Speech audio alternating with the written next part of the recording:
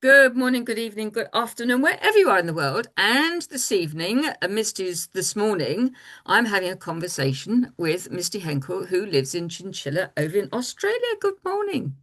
Hi, Caroline. This is very exciting. How are you doing? I'm really well. I'm really well. Nice and early for me. Walked the doggies already, so Yeah. And the it's day's and you were ready to saying start. it's a lot cooler today. Yes, given that it's our summer, so we normally sit at. Do you do degrees? We normally sit at about 38 degrees, like from November to April. It's starting at 20 degrees with a really strong wind. So apparently, according to Google Weather, it feels like 16. Ah, yeah, that'll suit me down to the ground. Yeah, it's actually really pleasant. Oh dear, yes. So, let's ask the question. So, my question to you and to everybody else that comes onto my chit chat is what is it you enjoy doing when you're not working? I think I might know what the answer might be. Well, you might be heading towards movies or reading or something like that. But what do you mean when I'm not working? I don't work, Well, Caroline. I know I you teach don't sales work per classes. That se is because not work. That is like the I coolest know, but hobby on the planet.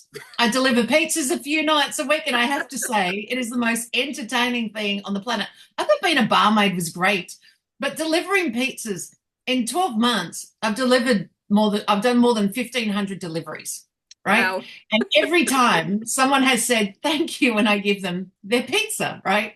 So it really comes down to this is how entertaining it is, right?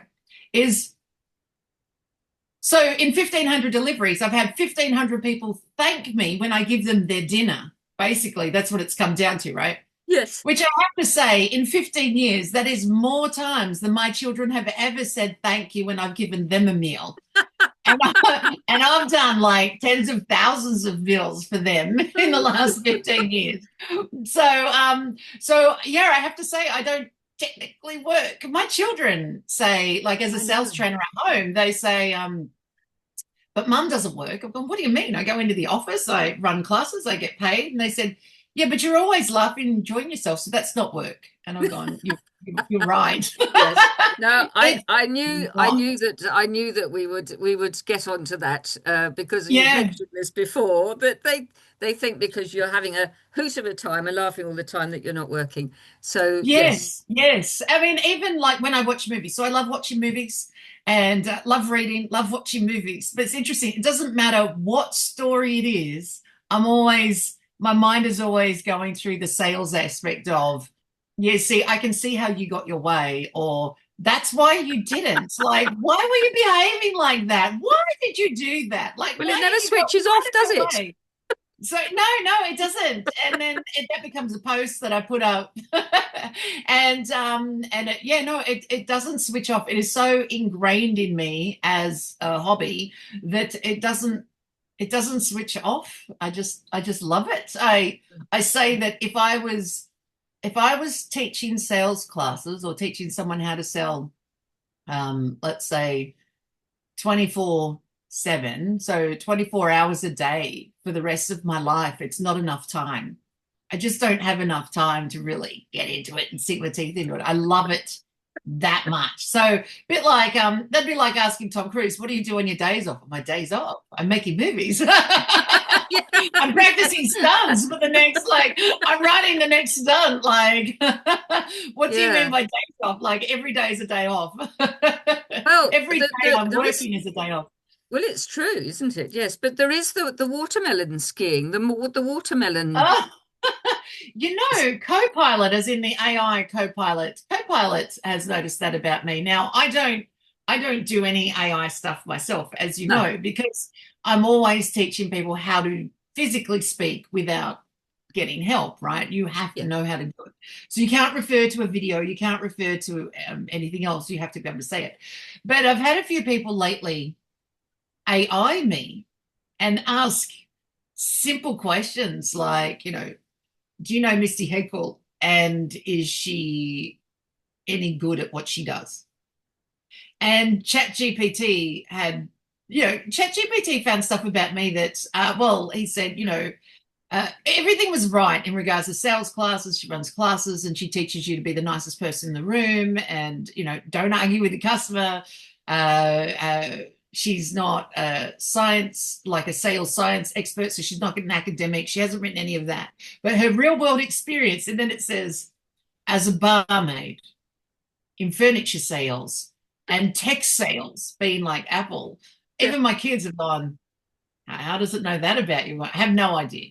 Have no idea because I did those in real world time, right? But it's got pulled somewhere from like, it's shown up in YouTube videos or something, and Mm. it really does pull stuff from all over the place. But co-pilot, what was the question you asked me? Because co-pilot said something The that, question I asked you was about your the slide, the watermelon sliding. oh yeah, co-pilot turned around and said, oh, some other things you need to know about her is she's often talking about her love of chocolate, pizza, golden retrievers, watermelon skiing. And I'm like, how funny are you? So basically, watermelon skiing is the bizarrest thing, Caroline. So we lived in Canberra, met Simon in Canberra 19 years ago, and we were there, and COVID hit, and everything doubled in price. It's really expensive, and I didn't know, but Simon's a really big thinker, so he has like if he has a problem, he goes and spends, like over 6 months nutting it out from every angle. But I'm unaware that there's a problem that even exists, right? And then he says, okay, so I've got something I want to talk to you about. Oh God, what is that? And so he says, I need you to come into the office and I've just got to show you. And he works for government and he works from home, right? So he said, so we're going to move to Chinchilla. And I've gone, sure. Where's Chinchilla? And he goes, Queensland. No, I don't do heat. No, we're not moving there. And he said, you'll get air conditioning and we're moving. And I've gone, all right, then why? And he said, because it's too expensive in Canberra. It's stressing me out. He said, we'll never be able to buy a house because they're at more than $1 million. And he said, so we can't buy a house, but if the boys grow up with jobs and then they can buy a house, we'll never be able to live in the same town. Or we end up with a house, but they won't be able to afford it. We're never going to end up in the same town. So we're moving to a town where we can all live together. Okay. Well, I've lived in small towns before, Simon. We've done this a few times. I've lived in small towns before. So, there's got to be a supermarket. He goes, oh, no, I've checked everything out. There's 2 supermarkets. There's a gym. There's McDonald's. There's a KFC. Went, oh, okay, how big is it? 8,000? Oh, okay. Where is it? 4 hours west of like Brisbane. So it's like literally in the middle of nowhere. Nobody's heard of this place before, it would appear. And what's there? I find this watermelon themed water park, like a park, and I've gone, it seems to be something to do with watermelons. Turns out Chinchilla is the undisputed watermelon growing capital of Australia. So more than 25% of Australia's watermelons come from here. I have to say, since moving here, the watermelons aren't as prevalent as what they must have been. But apparently they used to grow down the side of the roads, pretty much like pumpkins. If you've ever seen pumpkins grow in a yard, like, or you move into a Mm. place and suddenly Yeah. a pumpkin pops up, and then you've got like this whole, oh my God, I think we're growing pumpkins. Like, it's like a weed. Yeah. Well, apparently watermelons used to be like that. They used to be just everywhere, right? And then watermelon farms and everything else. So we have watermelon farms, but it's not quite down the side of the road like it used to be, houses. But so anyhow, we started looking around. So my job was to find the house, pick the house, talk to the real estate, just get that sorted. So put down deposit, found the house, and then we've gone, maybe we should go check out the town and make sure it's not dodgy in any way. So then we did like the 16-hour drive all the way Oh up. God. And but in the meantime, you start to look into things, and every 2 years they have a watermelon festival where the main attraction is watermelon skiing. So picture this, audience, picture this. A black slip and slide across the school oval, full length of the oval, right? Covered in crushed watermelons and water. At one end is a water skiing tow rope, like an electronic one that's gonna. And at the other end is a person standing there with a watermelon on each foot, holding onto the tow rope, some sort of crash helmet. And their job is to be pulled to the other end, preferably standing. It is without a doubt the funniest thing ever. So the first year I was there, I didn't put my hand up as a volunteer. I wanted to see what it looked like. I was a bit confused by the whole thing. Um, but then the second time, which was last year, I spent a year sort of nutting out all these different areas of watermelon skiing and, what constitutes a good ski. Like, how do you pick the watermelon? And do you share the same watermelon as somebody else? Like, do I get into it and I've got the same, like, am I sharing skis? Like, were they their feet in there before my feet? And do I want to be the first one? Uh, It's and, mad. yeah, I had some dry water ski lessons from Kurt, our friend Kurt Roscoff, who's a water Hmm. skier up in Wisconsin. So we'd been on Zoom a few times and he'd given me some instruction on, he said, it's not the skiing part like on the water. He said, it's the learning how, he said, I'll teach you how we teach those that start on a dry dock and get pulled into the water and then still end up skiing. So he said, what are the things you have to do? And, sort of get down this stance. So I've had a few things like that. And then we had the watermelon skiing like well, it was a year ago now. And so I had this big plan, I'm going to be there on the very first night, the showcase night. Um, well, one is the screaming hot sun isn't pouring down on you, so you're not standing out in the sun. The shadows have come down, but the news comes, or the weather report comes. But anyhow, some sort of news thing comes, and I've gone, so I'm just going to be on TV. I'm not interested in being in the competition.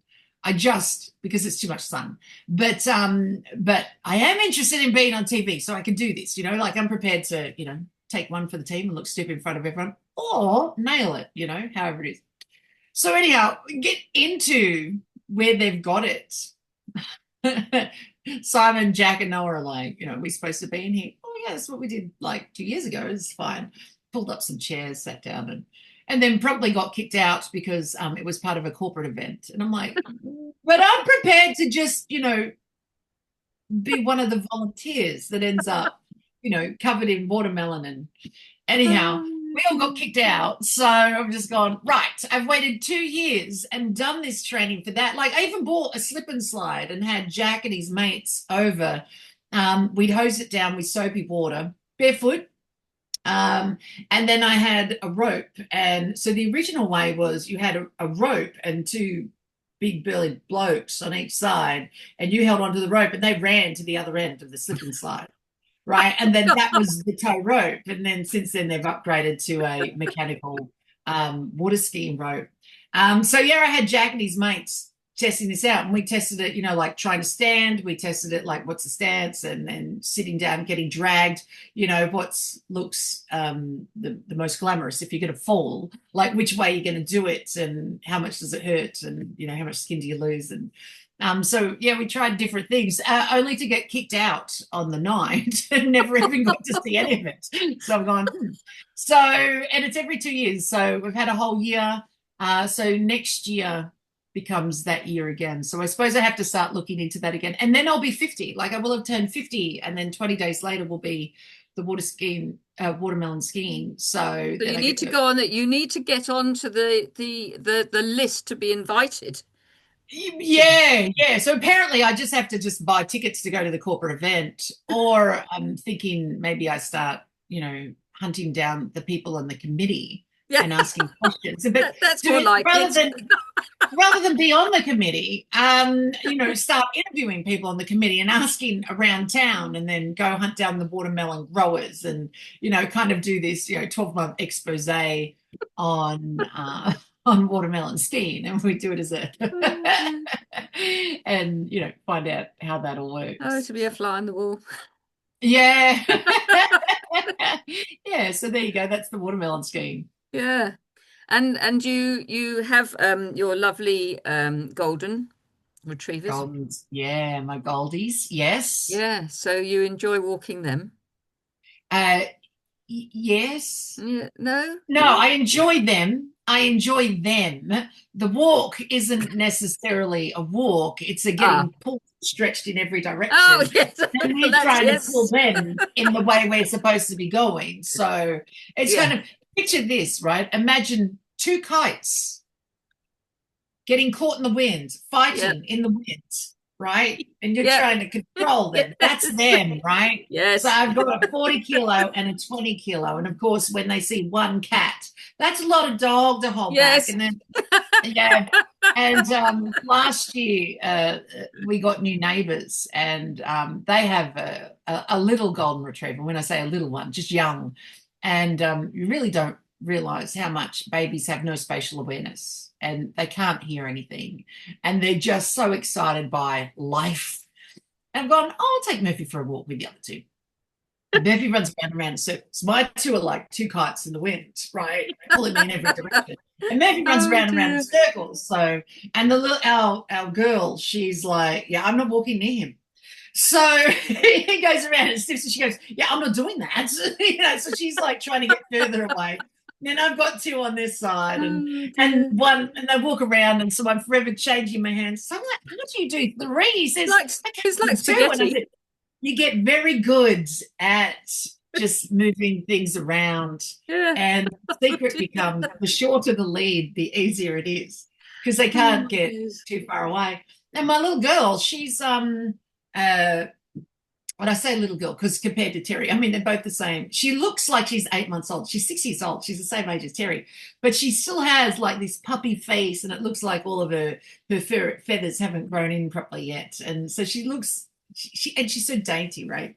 Uh, but she has this big bark that's scary. And and I say to people, "Oh, that's a playful bark. Actually, that's just a bark. That's just I don't know. She sounds big and mean. But she's got this new thing now that every ute at 5 o'clock in the morning that drives past, she has to run at it. And Oh. so I'm shorten her lead, like right along. If you Oh get hit, I'll get dragged because, I'm holding you. And then what will happen is I'll get such a fright, my muscles are going to close. And while you're hit, I'm the one that's going to be dragged down the road. Like, no. this is no good. No good at all. And It's then more like a Terry's going to be held on at the other end. Like, it's disastrous. Plus, I don't want to be witness to you oh being dear. smacked by a car. But It's yeah, more like a comedy show than it is a dog walk. she jumped at it. It is such a. I don't understand why no one else wants to get up at 4:30 in the morning, and come for a walk with me, because I'm not it's surprised. really entertaining. Some days they're really noisy. I'm Can like, you really blame them? it's 4:30 in the morning, guys. Like, shh. We don't want to wake the world up. We want to go No. back and relax while everyone's Oh sleeping. dear. So, but I have to do it early in the morning. I have to do it before the sun gets up. So Yes. in summer, the sun is up by 4:30. So I'm sort of out between 4 and 4:30 Mm. around that Christmas time, December to Christmas. Um, Now the sun has moved a bit, and so it's more like 5:30. So it starts coming up at 5, but it's technically up at 5:30. Yeah. And chiller, because it's so dead flat, there's no mountains. Like, as far as you can see, there's no mountains or anything. And because it's so dead flat, the sun is suddenly up.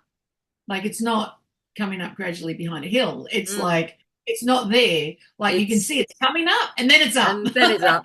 Like, it might be behind a house while you're walking, but other than that, it's behind nothing. Like, it's just it's there now. Yeah. And So I suppose it's so dodging the shadows, isn't it? And getting in the shade where you can to yeah, walk. yeah. Whereas in Canberra, because there's so many hills, like the sun has, been up for 45 minutes and you're still trying to see outside of the shadows because it's, not made it from behind the mountains yet, but it's technically up.